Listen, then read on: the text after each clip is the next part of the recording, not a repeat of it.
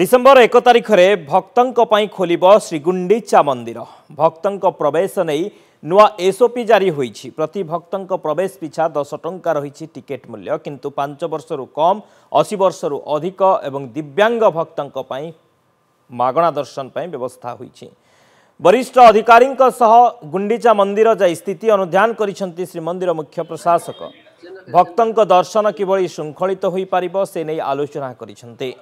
तेरे गुंडीचा मंदिर प्रवेश पाई प्रत्येक भक्तों पिछा 10 टंका मूल्य देवा उपरे प्रतिक्रिया रखिछंती वरिष्ठ सेवायत तथा परिचालना कमिटीर सदस्य।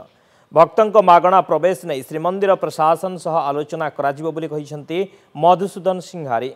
सेपटे आसंता 1 तारिखरू भक्तों गुंडीचा मंदिर प्रवेश पाई सकाळ 6टारू संध्या 6टा पर्यंत समय चूड़ांत होइथिबा बेले केवल शीत दिने सकाळ 6टारू अपराह्न 5टा पर्यंत भक्तों दर्शन पाई मिलिबो सुजोग। सुरक्षा पाई टेम्पल पुलिस नियोजित हेबे। भक्तों श्रृंखलित दर्शन सह सुरक्षा व्यवस्था को कड़ाकड़ी कराजिबो बोली कहिसेंती सुरक्षा प्रशासक।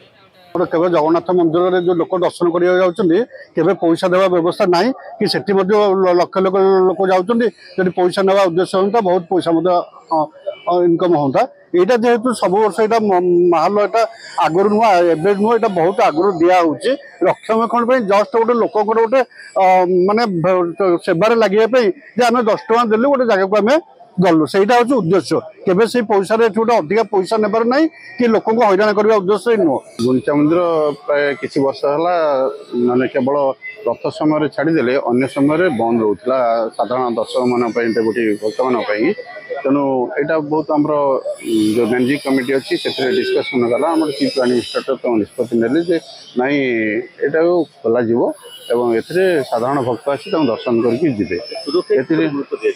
सबकि व्यवस्था रही। आमर ये जोता स्टाण्ड नुआरे इनस्टल करा जोता क्लॉक रूम जोटि जोता मोबाइल लोक रखिए ये सब से निःशुल्क रही कौन पैसा देवा पड़ोनी किंतु आमर भितर को एंट्री पाई टिकेटिंग सिस्टम रोचे ओनली केवल 10 टଙ୍କା रहिबो पर पर्सन किंतु 5 इयर्स रु एज रु तलू को एवं 80 इयर्स रु एबव जो माने ओल्ड लोक तांको फ्री रोचे एवं दिव्यांग मानको फ्री रोचे। चाकरी चिंतार सरी जाउछि समय एबे चुटकी रे चली जिवो एई सब समस्या सहयोग करिवो एंजेलिना एंटरप्राइजेस। आपनक मन पसंदर मेसिन नियंतु आ आज ही आरंभ करंतु व्यवसाय। जोगाजोग करिबा पई डायल करंतु